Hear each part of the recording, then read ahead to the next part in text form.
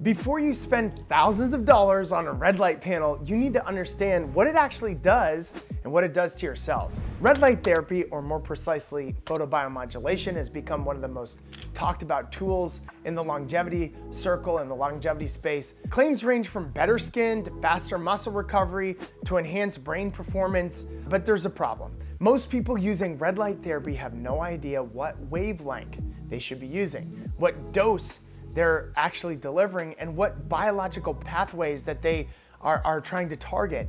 And in biology, dose and context determines outcomes. So today, I'm gonna give you a walkthrough of what red light therapy actually does at a mitochondrial level, where the research is really strong, where it's still emerging, and where it really works best as a multiplier, not just a quote unquote miracle drug that a lot of people think it is.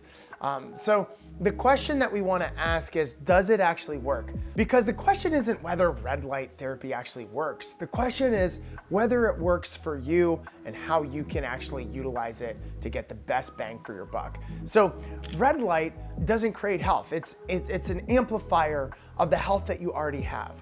The first thing I wanna talk about is what red light therapy actually is. And really what it is, as I stated before, is a photobiomodulation. It's the application of non-ionizing light in the form of red light, which is around 630 to 670 nanometers, and also near infrared, which is 800 to 880 nanometers. And when you're on that spectrum, that influences cellular health and cellular function. So these wavelengths, they penetrate tissues without causing DNA damage or ionization. They do not produce ultraviolet mutagenic effects. It does not rely on thermal stress. This is really not a heat therapy either. This is not tanning. This is not to get a quote unquote cosmetic glow, even though people use it for that. It's essentially photon-driven bioenergetic modulation. And the primary intracellular target is this enzyme called Cytochrome C oxidase. And it's the Cytochrome C oxidase complex 4, I believe, which is within the mitochondria. And that impacts the electron transport chain. So this enzyme supports copper and heme chromophores, which are capable of absorbing photons within these wavelengths. That's the entry point, but the real story is what happens downstream. So red light therapy isn't just a great skin treatment, it's a mitochondrial signal. This isn't just aesthetic light, it's electron transport modulation. It's adding fuel to your metabolic fire. So the next thing I want to talk about is the mitochondrial mechanism. I want to get deeper into the biological elements of how it actually works scientifically. So ATP production, which is the energy of your body, depends on efficient electron flow from NADH and FADH2. So this is through complexes 1 through 5, and it ultimately reduces oxygen to water. Cytochrome C oxidase is the rate limiting step under certain stress conditions. And one proposed mechanism of photobiomodulation is that it boosts nitric oxide, which can bind competitively to cytochrome C oxidase, inhibiting oxygen binding and reducing ATP output. So red and near infrared photons may facilitate dissociation of nitric oxide from the enzyme, restoring electron flow. And so that was a postulation done in a research article called Photochem and Photobiology in 2017. So what is the consequence of that? It increases mitochondrial membrane potential, it enhances proton gradient, it increases ATP synthesis, which increases energy. It creates transient reactive oxidative species signaling, which helps to flush inflammation out of the body. And this is where it becomes intriguing, because low levels of ROS production from photobiomodulation may actually activate the transcription factors of NF-κB, AP-1, and then PGC-1 alpha, which can stimulate mitochondrial biogenesis. So this is not brute force ATP generation, it's a hormetic mitochondrial signaling mechanism through the photobiomodulation and red light therapy. So it doesn't quote unquote add energy, it actually improves the efficiency of the existing energy systems. So why is this something that can help with people that are metabolically compromised? In sedentary or insulin resistant or inflamed physiologies, which is most people in America, the mitochondrial density is reduced and it's impaired. Membrane potential is also impaired. Oxidative stress is elevated. Marginal systems essentially have more room for efficiency and improvement. So in elite mitochondrial function, the delta may be a lot smaller. So healthy mitochondria optimization is really what this is all about, and it helps an impaired mitochondria get essentially an intervention and help up-level the health of the mitochondria. So the biphasic dose response, what the heck is it? What is the physics behind that? So photobiomodulation follows a biphasic dose response, also known as the Ernst-Schultz response, or the Ernst-Schultz law. So the critical variable is the fluence, right? The energy per unit area, which is a joule. So too little creates insufficient stimulation. The optimal range creates mitochondrial enhancement. Too much creates actual inhibition. So there's some people that are like, oh, you gotta try this red light therapy, you'll be sweating in seconds and it's so good, but it may actually cause inhibition and cause issues. So high doses can actually increase reactive oxidative species. It can actually impair mitochondrial respiration. It can actually stress ATP output. And this hormetic window is why the irradiance matters, right? Exposure time matters. Distance from the panel matters. Most consumer devices fail to actually disclose fluence delivery at actual working distances. So red light therapy, again, is not about brightness, how fast you sweat. It's about the bioavailability of the dose, okay? So biology responds to dose, not dollars. Or you could spend like, $100,000 on some of these red light pieces of equipment, when a $5,000 piece of equipment could suffice and actually do a lot better a job. Red light therapy also helps with inflammation and muscle recovery. Photobiomodulation reduces inflammatory cytokines in a lot of different contexts. A meta-analysis by Leal Jr. at Laser Med Scientific Journal in 2016 demonstrated improved muscle performance and reduced DOMS. My wife was complaining about her DOMS the other day, and so I got her in front of the red light therapy, and it did amazing job for her, really helping her overcome the delayed onset muscle soreness. So here are the mechanisms of action. It reduces interleukin 6 as well as TNF alpha.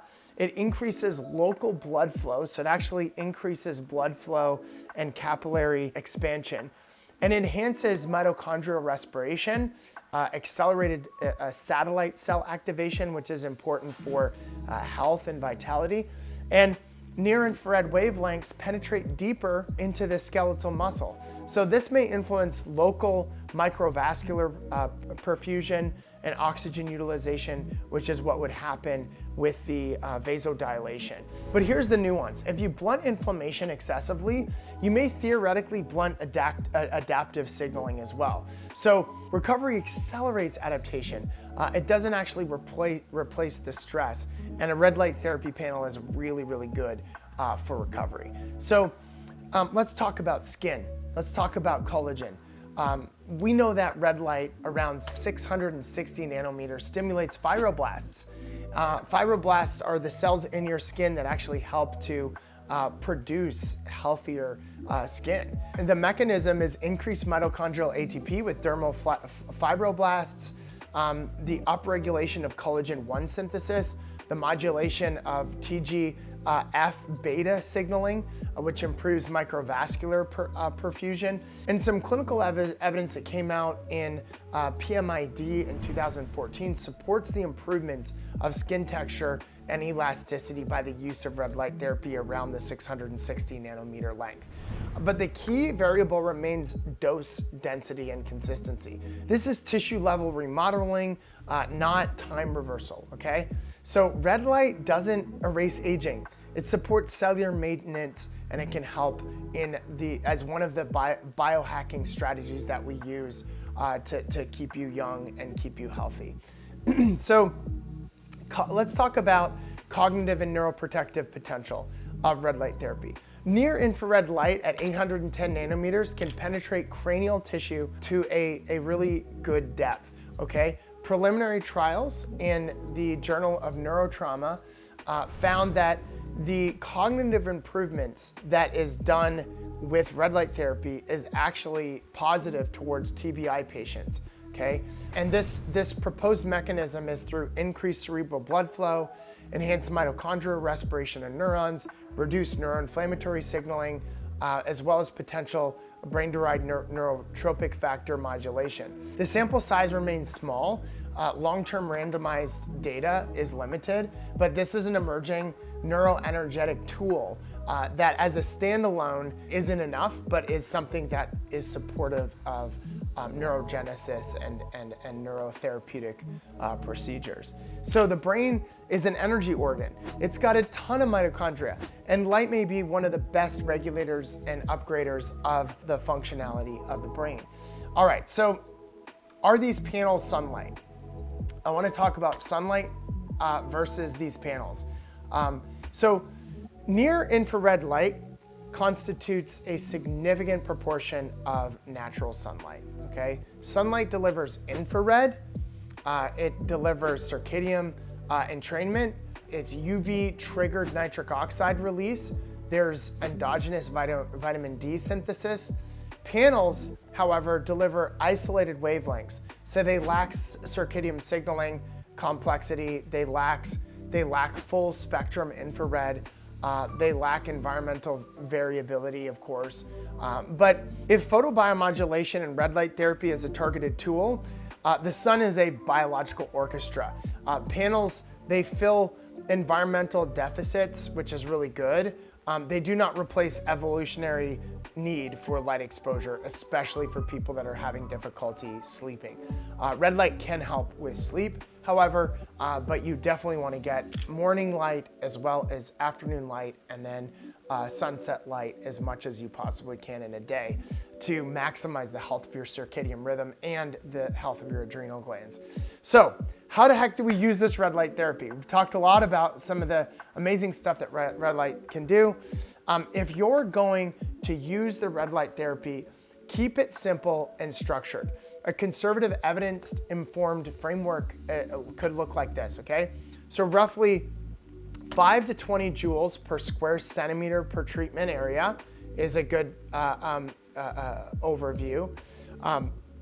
So the frequency is also important, 3 to 5 sessions per week. The distance is typically 6 to 18 inches from the panel. I like to be around 10 inches away from the panel, depending on the device's irradiance factor. And then the duration should be 10 to 20 minutes per area. And so I do full body, front and back, and I do it from the side as well. I like to do it while I'm brushing my teeth so that I stay consistent with it. And I do it, roughly 5 days a week. And it's really powerful. But remember, more is not necessarily better.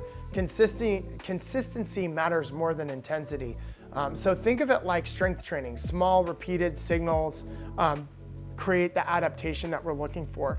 And when it makes the most sense, red light therapy is best used as a post-training recovery tool, and it's an adjacent to resistance training. It could be used adjacent to resistance training.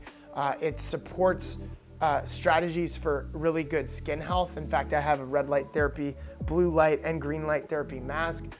And there's a potential cognitive enhancer element as well. And the cool thing too is I connected with this Stanford doctor, went out to dinner with him the other day, and he was like, I said, man, you've got really good hair. He's in his 60s. And he's like, yeah, I use these red light helmets. My family has lost all their hair, but I haven't lost my hair because I use my red light helmet, 3 to 5 times a week, which is really cool. So, there's still a lot of research happening right now. It's not a standalone longevity protocol. It's something you want to pair with other things, right? Red light therapy works best when your foundations are strong, right? Regular high quality sleep, metabolic health, strength training, zone 2 training, adequate nutrition. If those are dialed in, the red light is going to enhance whatever your body is doing to optimize its health. If those foundations are neglected, red light essentially won't compensate for it. It's still good to do the red light, but it won't compensate for it. So in closing, red light amplifies strong biology. It doesn't fix weak habits, okay? And red light therapy isn't just a miracle technology, it's a mitochondrial signaling tool. In metabolic resistance, a lot of individuals see marginal gains that can happen. In metabolically stressed systems, the gains may be really meaningful, but no wavelength compensates for sleep deprivation, insulin resistance, sedentary behavior, chronic inflammation load. It's ultimately a multiplier, it's not a substitute. Light can enhance biology, but only discipline builds your biology. So if you want to see the research associated with this video, go ahead into the show notes and check those out. Love to hear your comments, questions that you have. We can integrate those questions into future videos. I'll have my team look at those questions that come in. And I also want to thank you for watching. If this added value to you, please share it with somebody. Click that bell button to be notified about future videos. And I want to again thank you so much for your time today.